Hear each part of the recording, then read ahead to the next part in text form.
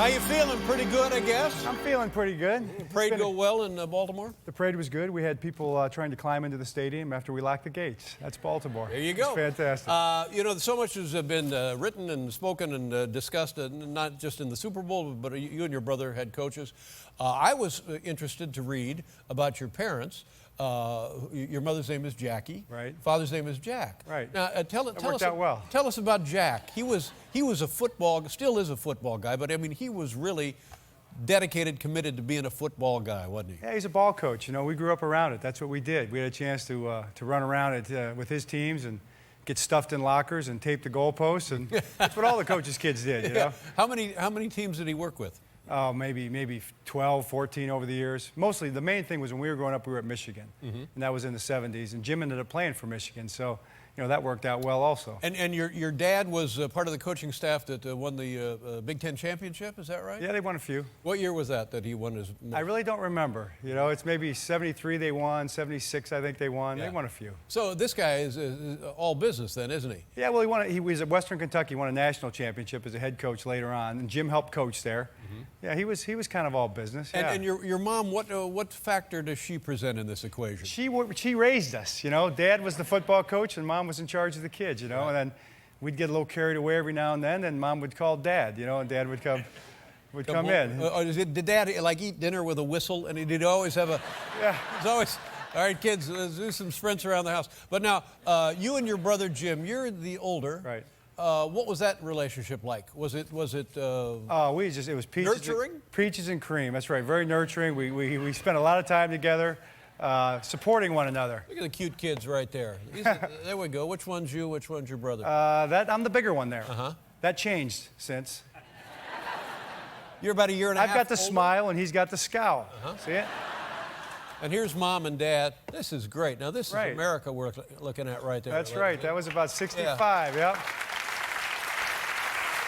Your mother is a lovely woman. Thank you very much. So he was the better athlete. You were the better student. Is that how it breaks out? That's kind of the storyline right now. You know, I don't know. There were times when I was the better athlete, but it ended up kind of going that way. You played some college ball at the University of Miami. Right. Am I right about that? Mid-American Conference School. You're That's familiar right. with that conference? I certainly am. Ball State. That's right. And University of Miami, Ohio. Beautiful, beautiful campus there, and they've turned out some pretty good football players, haven't they? Football players and football coaches. The Cradle of Coaches, it's called. Ara Parsegian, John Pont, Bo Schembechler, Woody Hayes. Boy, oh boy, oh boy, how about that? That's a pretty good group. Now, were you happy with the game, the way things went? I like the way it turned out. Yeah. That was good. It started well.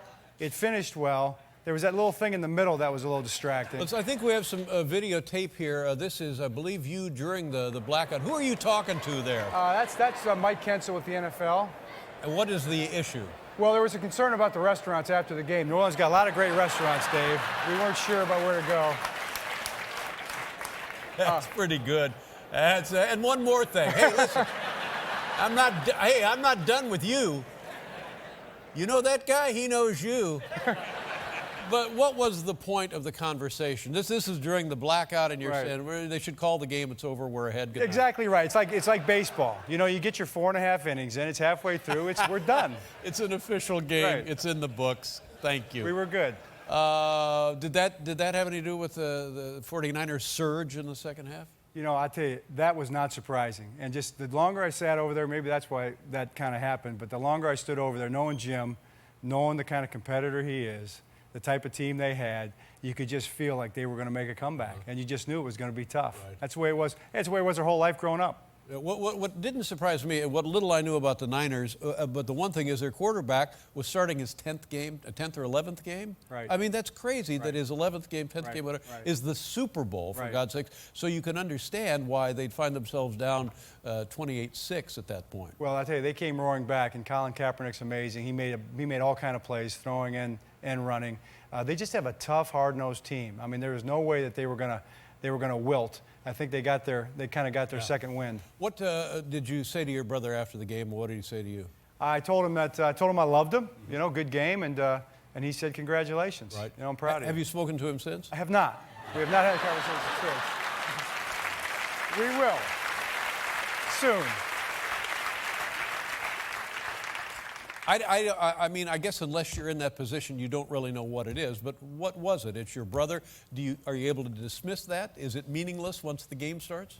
Yeah, it kind of is. I mean, you look across the field and you see him and you kind of see what he's doing over there and you kind of say, hey. Now, the time, I didn't really have a problem with looking at him on the other sideline. That seemed normal to me. When I looked out there and saw him in the other huddle, in their huddle, when they were getting ready to run a play, that seemed like Jim. That wasn't surprising. I was told now, I'm not sure where I heard this information, but your folks watched with the commissioner, the NFL commissioner, the game at the Superdome there, and that it was absolutely, they did not say a word through the whole game. They had a great week, and then kickoff happened. Yeah. And it was all downhill from there. Right.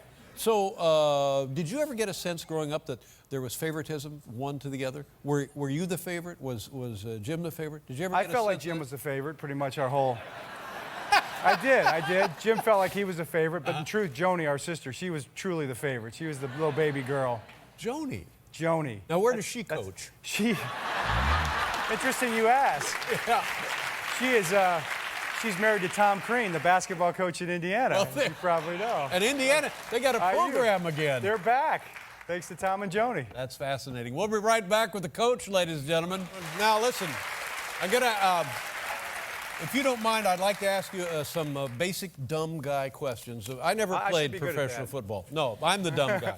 How many players suit up every time you guys practice after the season starts? You practice Tuesday through, what do you practice? We practice Wednesday through Saturday. Wednesday through Saturday. 61 guys suit 61 guys. How many do you dress for each game? 46. 46. And what do the other guys do that don't get dressed? They get dressed, but just not in football uniforms. They have sweatsuits and things like that.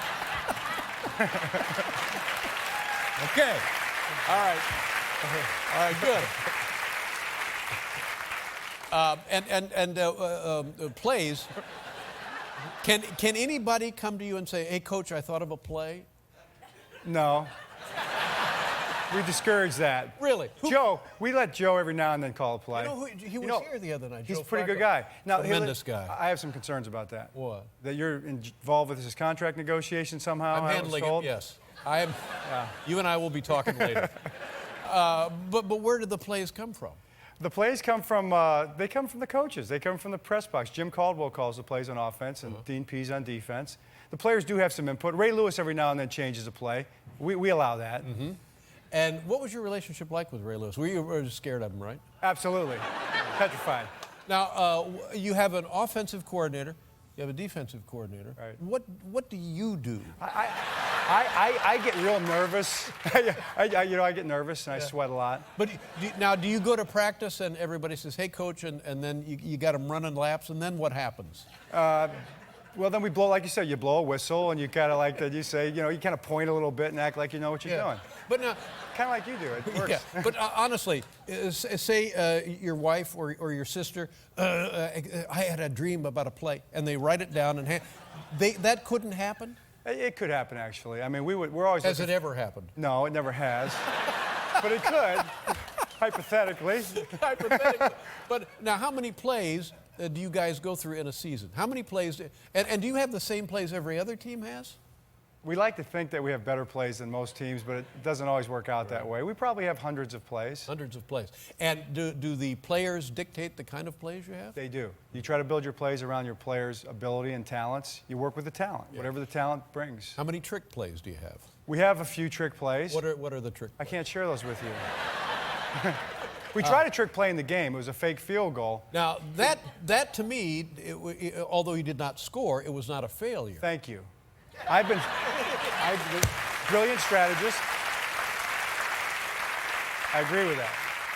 Because yet again, the Niners found themselves in deep territory. It had to do with field position. Thank you very much. Now, did you score much on the fake field goal during the season? We did. We scored a touchdown on a fake field goal against the Raiders in the middle of the season. Now, what about the officiating toward the end of the game? Your brother was questioning whether those calls had been reasonable. Did you? He did. Yeah. He does that at times. Yeah. Most of the fans know that. You thought they were okay? I thought they were, well, I thought the ones that some of them were, and then other ones I had a problem with.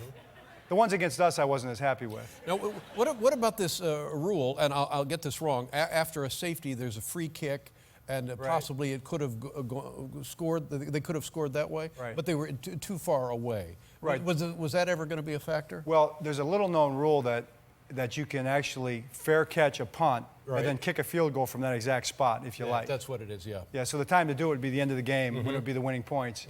And there were a couple people on my sideline that, and I guess on TV too, that had a concern when we were punting the safety and we were only up by 3 points, that if we did that and we kicked a short punt, that they would be able to do that. But it turned out it would have been, as it ended up, a 90-yard field goal. Yeah, or something he kicked like it that. down to the 20-yard line, thank goodness. Sam Cook. Yep. So what are you going to do now? Hunting, fishing? No, we're going to go back to football. It never ends. When will you talk to your brother? I'm hoping sometime, soon. We have meetings coming up. We have a combine in 2 weeks. Is there animosity here? No. You know what there is? Is he feeling bad? Do you need to reach out to him? He's playing golf today. He's playing golf today? Yeah. There's no consolation. There's no way that you console your brother. Right. Anybody that has a brother knows that. You don't console your brother. It doesn't work. Not having a brother, I have 2 sisters, and it was unlikely that any of us would have coached the Super Bowl game. So I don't know what this is. Do you wake up thinking, oh, thank God I beat him, or, oh, I won, but, oh, too bad. I just don't know what that is. You know what? You do wake up thinking, thank God I beat him. You do, yes. It would have been a long life, Ladies and gentlemen, here he is from your Baltimore Ravens. Super Bowl champion, head coach John Harbaugh. Nice meeting you, John. Thank you very much.